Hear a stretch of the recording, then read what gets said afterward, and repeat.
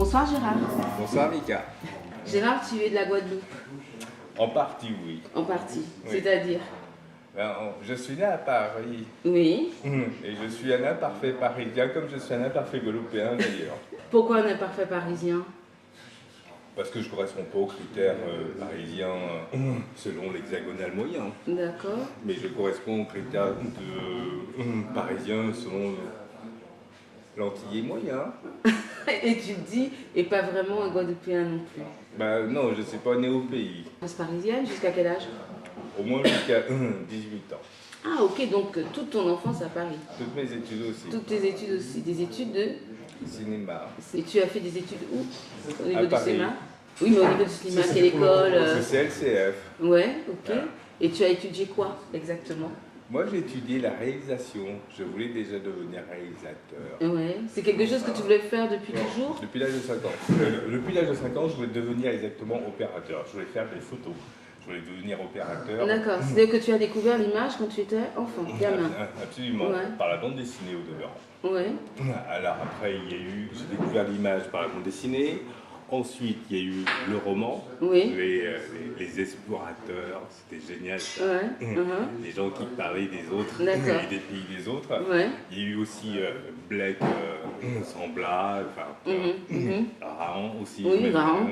euh, Notre super Raon. Si j'aimais pas trop, il y a eu Raon. Ouais. Il y a eu Tarzan.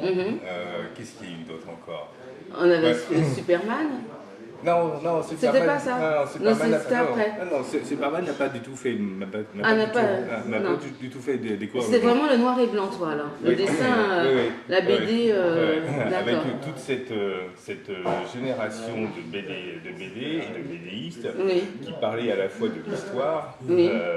qui parlaient à la fois du monde, même si le monde était un peu hiérarchisé à ce moment-là. Hein. Oui. Je m'en suis aperçu quand même un peu plus tard, mais qui parlait du monde, de la découverte du monde, et c'était le grand cocorico. Enfin, en tout cas, si on n'est pas dans le grand cocorico, on est dans le credo de l'Européen, et l'Européen étant une personne blanche, Oui. parfois représentée par le blond, et la blondeur, et le bleu de ses yeux, enfin, voilà, Oui. Vercingétorix. D'accord.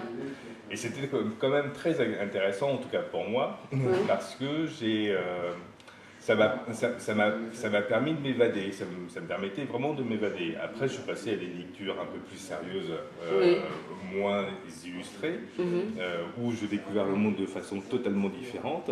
Et vraiment, ça m'a donné plus la télévision, ça m'a donné le désir, vraiment le désir d'aller voir l'autre, d'aller construire avec l'autre. Tu dis que ça a permis de t'évader quoi? De te faire un monde à toi quand tu étais gamin? Non seulement de me faire un monde à moi, oui, absolument, Oui. et de m'évader parce que c'était l'ailleurs. Enfin, Ouais. c'était Tu voyageais, c'est ça que tu veux dire? intellectuellement, bien sûr, oui. C'était l'ailleurs. C'était l'ailleurs avec tous les désirs possibles et imaginables. Oui. C'était l'ailleurs avec tous les rapports de force. C'était l'ailleurs avec cette volonté de justice. Parce qu'il y avait quand même quelque chose de récurrent dans toutes ces bandes dessinées et aussi dans cette littérature, c'est le besoin de poser la justice, de poser aussi une égalité, même si aujourd'hui je ne dirais pas la même chose sous cette forme-là et avec ces mots-là, mais il y avait ce besoin d'une justice, pour tous, et ce besoin d'une égalité pour tous. Alors, après, c'est ma première notion, quand je reprends cela avec du recul, de ce qu'on appelle l'indifférencialisme, et y compris ma première notion de l'altérité. Ça passe par la bande dessinée, ça passe par l'écrit, ça passe par cette bande dessinée, même si c'est une bande dessinée, je le redis, j'en suis très conscient, qui était extrêmement dominatrice au regard des cultures dites mineures, extrêmement dévalorisante aussi, puisque souvent les chefs africains, en tout cas la chefferie africaine était représentée quasiment. Avec un os, avec des choses bien ciblées, un os dans le nez, des os dans les partout. On était encore en dessous de Yabon Banania. On était vraiment dans une iconographie du début du 20e, fin du 19e, début 20e, et j'ai mis des années à comprendre cela. Néanmoins, ce que je retiens de ma lecture, en tout cas de cette lecture, c'était le dessin, le cadre. Voilà, ce cadre, ce dessin... Ça t'a donné en fait envie de faire l'image, complètement. C'est-à-dire de t'exprimer par l'image en fait. Tout à fait. Parce que c'est ce que tu as fait, enfin c'est ce que tu as fait, c'est ce que tu continues de faire aujourd'hui. Absolument. Tu as d'abord utilisé l'image cinématographique parce que tu es réalisateur, donc tu es sorti diplômé. Tu as fait après ton diplôme, qu'est-ce que tu as fait? Eh ben, je suis rentré à RFO. Oui. Alors, je suis rentré à RFO. Pourquoi RFO? As-tu essayé ailleurs avant de tenter RFO? Même pas. Non. Même pas, d'accord. Objectivement, non. J'ai pas essayé ailleurs. Alors, pourquoi RFO? Parce que RFO, déjà, à l'époque, était la chaîne qui offrait le plus de capacité. Vraiment, il fallait... Le plus de capacité en quoi? De l'expression en tant qu'antillais? En tout. C'est la fois où... c'est une chaîne où les autres ne voulaient pas aller. Oui. Quand tu dis les autres, c'est-à-dire? Les autres diplômés qui étaient tous tout de suite, qui s'inscrivaient tout de suite dans l'aristocratie. Oui. L'aristocratie étant le national, le national et Paris. Et moi, j'étais quand même très intéressé de par les cultures régionales. D'accord. Déjà. Donc pour toi, RFO faisait partie de cette image-là? Absolument. Culture régionale. Et en plus, j'additionnais la culture régionale à l'ailleurs. Pour être très clair. Et de surcroît, il y a pour moi une autre correspondance qui jouait, c'est cet aspect justement de la Guadeloupe. Et que je connaissais. Est-ce que tu as souvent été en Guadeloupe quand tu étais enfant? Oui, quelquefois. Mais justement, d'abord j'y suis allé enfant et aussi adolescent. Sous couvert et sous la pression des parents.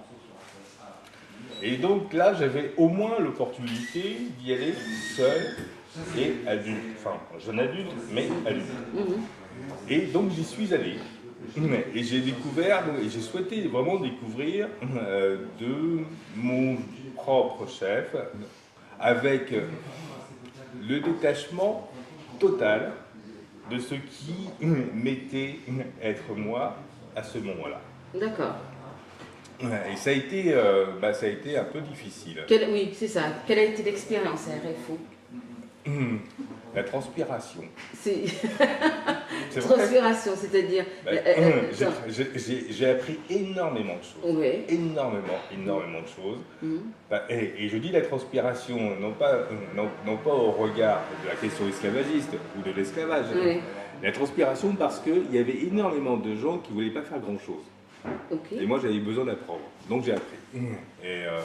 Et en ce sens, en apprenant, j'ai travaillé beaucoup. Parce que tu avais aussi la chance de travailler dans ta passion. Oui, ça, c'est toujours ce qu'on me rétorque. Mais, oui, incontestablement. Mais comme je dis, j'ai travaillé beaucoup. J'ai appris des techniques de travail, des méthodes de travail avec des gens qui étaient passés, et ça je le rappelle régulièrement, qui étaient passés partout dans le monde. D'accord, qui avaient voyagé. C'est eux qui t'apprenaient des choses. Qui avaient mis en place des techniques en Afrique, qui avaient mis en place des télévisions en Afrique, il y avait de la matière. Et plus je rentrais là, plus je découvrais justement un monde qui devenait de plus en plus le mien, mais où techniquement, j'avais rien, mais de très loin, rien à envier à mes copains qui étaient restés à Paris sur le national et qui gagnaient sans doute mieux que moi. Quand même un cumul de casquettes, en fait, comme on dit. Tu es réalisateur, d'une part. Maintenant, tu es écrivain aussi. Tu as commencé à te mettre à l'écriture, livre, quand? Alors, il y a quelques années, c'est même pas, enfin, c'est par l'accompagnement d'un vieux copain, Jean-François Samelong. Et un jour, on s'est retrouvés l'un et l'autre, enfin, on s'est croisés l'un et l'autre à la foire de Paris, et il y a un homme pour qui je ne veux pas faire de publicité, mais qui avait, dans la semaine, organisé une réunion sur la question du béquet. Et le béquet est-il démocratique ou quelque chose du genre, enfin, un truc qui était assez surprenant. Et c'était si surprenant qu'il y avait, par rapport à cela, il y avait Demota, le LKP et quelques mouvements. Oui, c'était à la période de 2009, on va dire. C'est tout à fait voilà, ça. C'est la période du soulèvement du peuple guadeloupéen, martiniquais, réunionnais, guyanais, contre la vie chère. Et donc, il y avait cet homme dont je tais toujours le nom, qui avait organisé au ministère de l'Outre-mer cette grande manifestation, le béquet est-il démocrate, ou quelque chose du genre, bref, sachant que l'économie est quand même détenue, l'économie de la distribution et la structure de production est quand même détenue par le béquet. Et donc tu l'as rencontré à la foire de Paris ou après cette réunion? Non, Jean-François et moi, nous avons commencé à discuter de cette question. Tu as dit son nom, déjà? Non, Jean-François Samelong. D'accord, ok, d'accord. Qui m'accompagne. Et moi, nous avons commencé à discuter de cette question-là.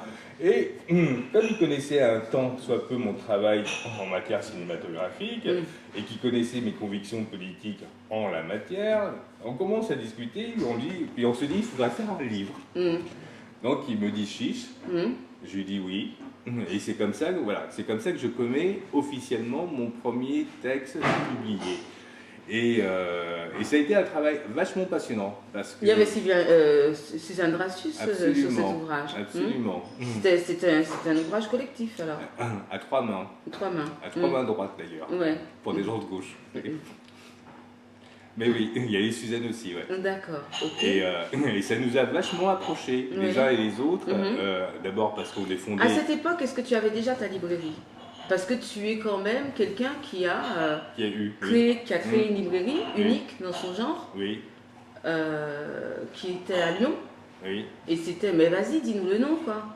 La librairie des mémoires. Voilà. Parce que je travaille beaucoup, si je ne l'ai pas dit, sur la question de la mémoire. Oui, tu ne l'as pas dit parce que tu es un peu dissipé quand même.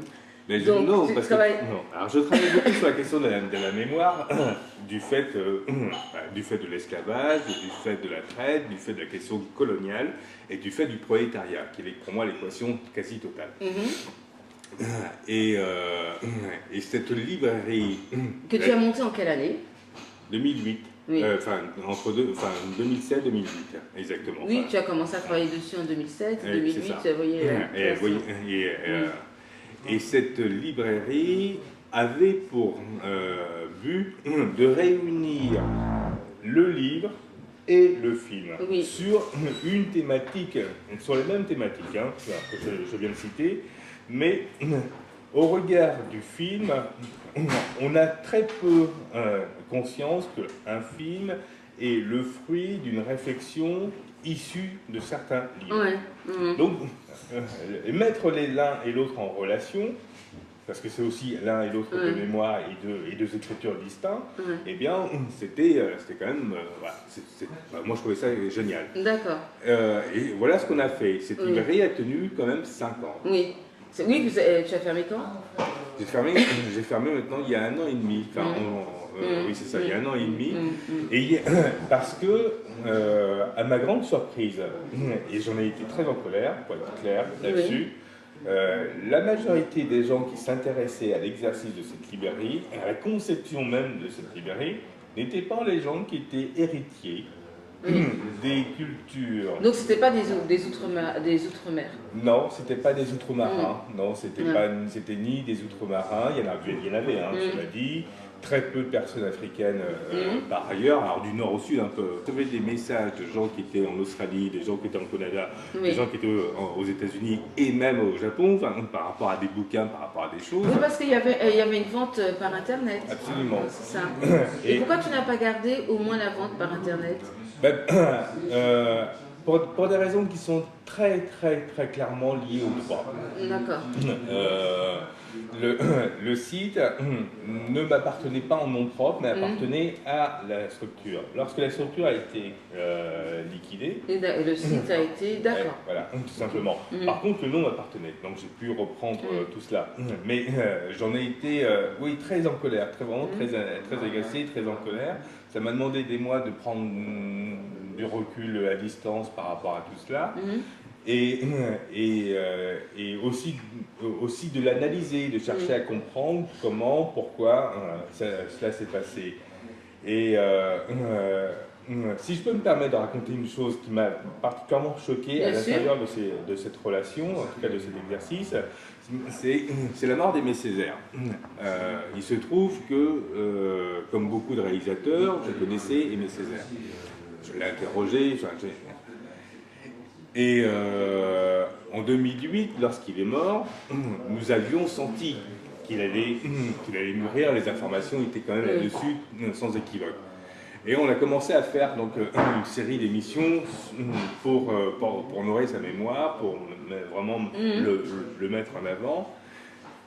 Et j'ai pas la prétention de me mettre au même niveau que Aimé Césaire, c'est pas du tout mon propos. Mais j'étais stupéfait par le nombre de gens qui ne méconnaissaient cet homme, qui ne méconnaissaient son exercice d'écriture, le poète, et qui méconnaissaient l'homme politique. Même des gens qui se sont même fait prendre en photo avec lui plusieurs fois. Absolument. Et alors que Aimé Césaire m'a dédicacé un bouquin que je trouve être son plus beau discours politique, qui est La lettre à Thorez. Alors pour moi, et pas seulement dans mon imaginaire, mais dans ma hiérarchie de mes héros et des gens admirables, et qui me sont clairement et sans aucune ambiguïté estimables, Aimé Césaire occupait une grande place. Il y a son discours sur le colonialisme, et c'était stupéfiant de voir venir des gens qui me demandaient: est-ce que vous avez aimé Césaire? À la librairie? À la librairie. Donc d'un seul coup, on découvrait la librairie, c'est ça? C'est ce que tu veux dire? Au travers de la mort d'Aimé Césaire, on découvrait la librairie, et au travers de la librairie, on découvrait Aimé Césaire et toute son œuvre.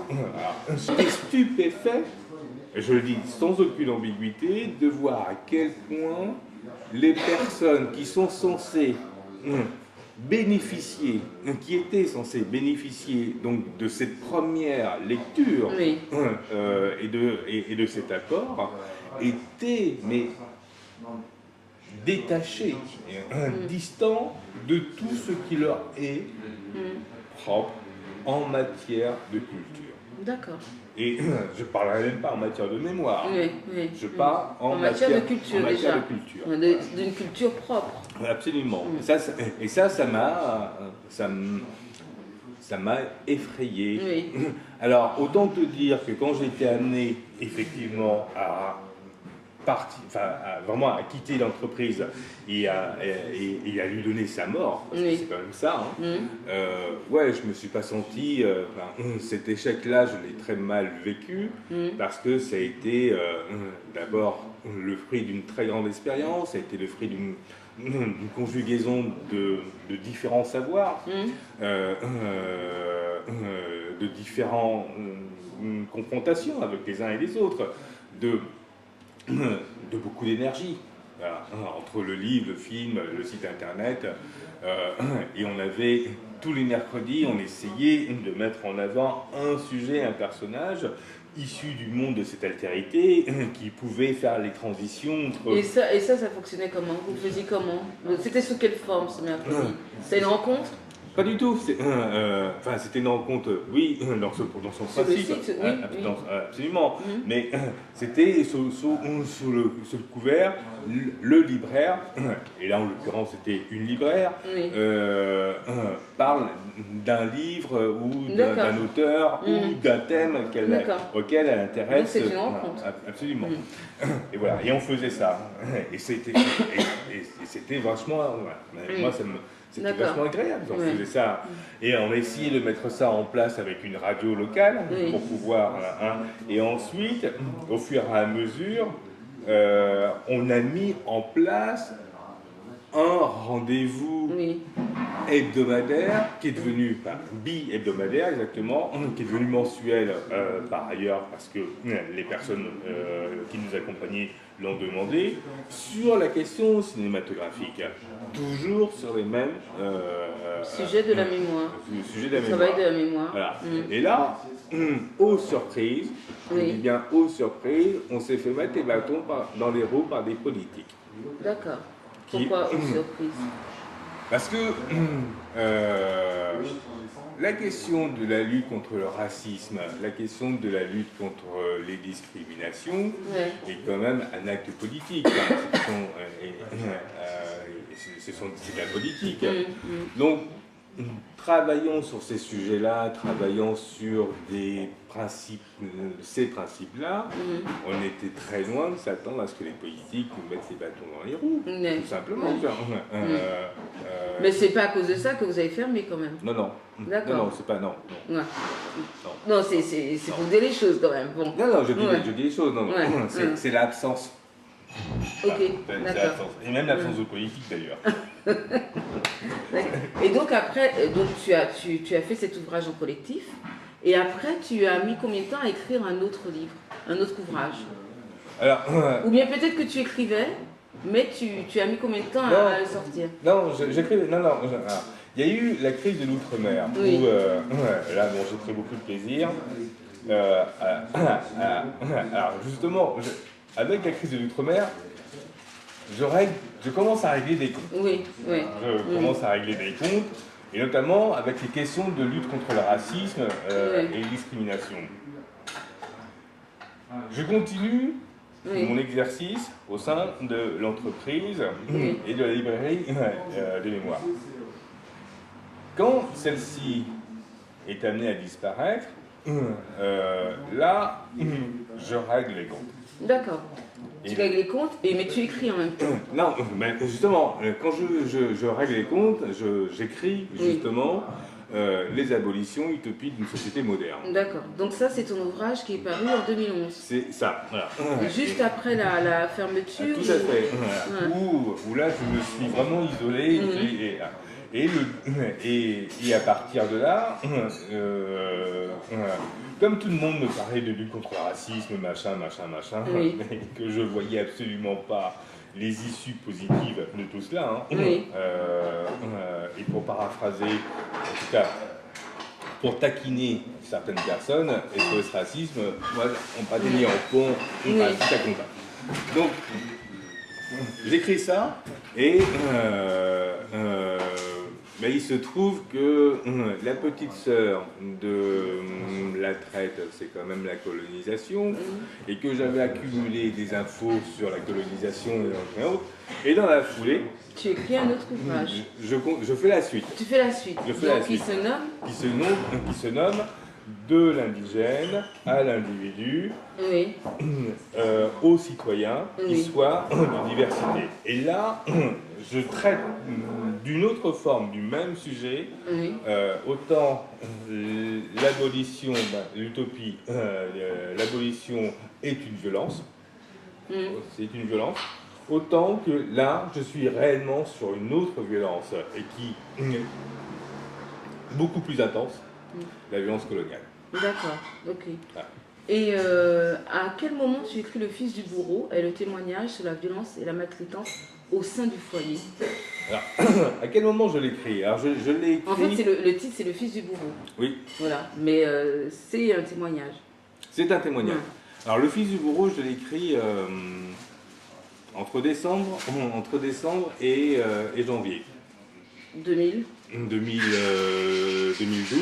fin décembre 2012. Il est paru en février. Il paraît en février. Et alors, l'histoire du fils du bourreau, c'est mon histoire personnelle, en partie. Et c'est l'histoire de mon enfance. Et ça c'est une réponse à la question que tu poses tout à l'heure sur les ailleurs. Effectivement, ça me permet de m'évader du fait que je suis un enfant maltraité. Toi, tu es un enfant maltraité. Ouais. Donc tu rapportes ton histoire. Je rapporte en partie cette histoire-là. Oui. Et surtout, c'est que c'est aussi un refus de devenir la victime de cette enfance maltraitée où mes frères et ma sœur ont subi la même chose, mais eux, à la différence de moi, se confortent. D'accord. Se confortent ou ne veulent pas en témoigner? Se confortent. Après qu'ils veulent ou non en témoigner, très clairement, c'est leur intimité, ça les regarde. Mais dans mon rapport de fraternel et de filiation avec eux, c'est se confortent. D'accord. Et régulièrement, nous sommes donc en désaccord là-dessus. Régulièrement, il y a des choses qui se lèvent, qui se soulèvent, et sur lesquelles moi je n'ai plus de confrontation à avoir. Et la troisième chose au niveau du témoignage, c'est ma peur à pouvoir reproduire. Oui. Je dis bien à pouvoir reproduire. Être dans la capacité de... Et là, il se trouve que j'ai écrit un film qui est en production sur la question de la violence dans les colonies premières. Oui, ça c'est d'accord. Mais ton ouvrage, on peut le voir. D'accord, voilà. Et au fur et à mesure que j'écrivais ce film, ton histoire ressortait. Absolument. D'accord. Voilà. Donc, il s'est trouvé à un moment, je construis un scénario très classique, avec des choses. Et comme tu le sais, ce qui est classique, on merde un peu. Donc, à un moment, j'ai personnalisé. Je personnalise, je transforme ce qui est du classique en jeu. Et du coup, c'est à ce moment-là que tu prends l'idée d'écrire... Absolument. Non, l'idée, c'est même pas une idée d'écrire, c'est à ce moment-là que je prends la décision d'aller jusqu'au bout. Voilà, d'aller jusqu'au bout et de témoigner pour te libérer en même temps. Même pas pour me libérer, c'est puisque j'avais commencé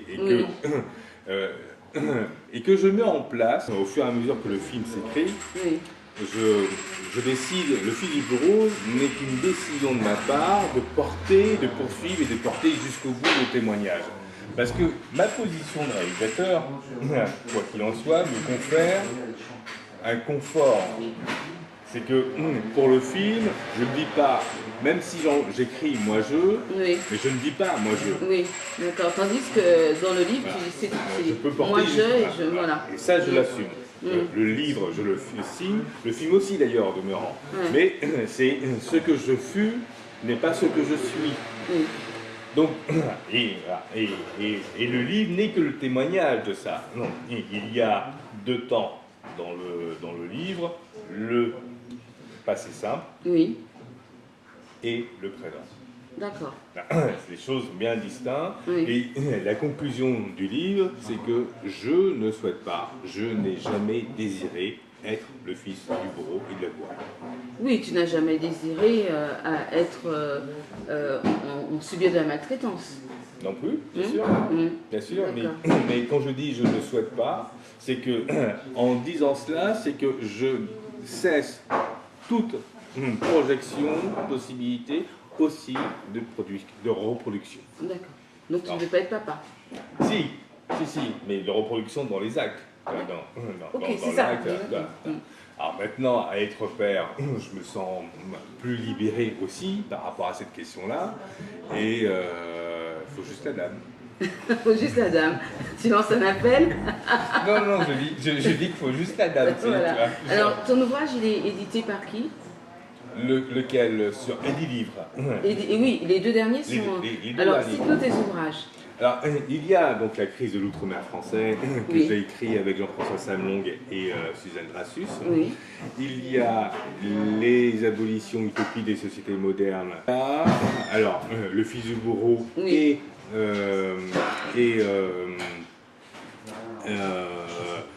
de l'indigène à l'individu, au citoyen, histoire d'une diversité. Okay. Et mon dernier, tout dernier, qui est sorti là. C'est justement ce livre-là qui lui correspond à la violence coloniale, où j'ai écrit ce livre pour qu'on évite, à tout égard, de se disputer le bourreau. Pour moi, il y a un bourreau. Et il ne se sépare pas, il est entier.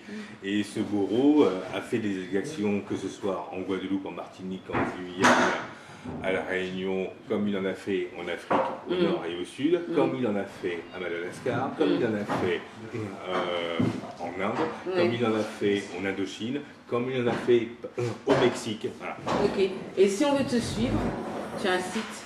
Oui, qui travaille sur la question de la altérité, qui est à versalis.eu. Répète bien. À versalis.eu. D'accord. Merci Gérard. Histoire nous t'es si belle, si pep en nous t'es savent, ça y v'lait, mais gardez. Nous ni grand gueule, nous ni grand goût, nous qu'a dit nous paraît pour l'été pour gagner.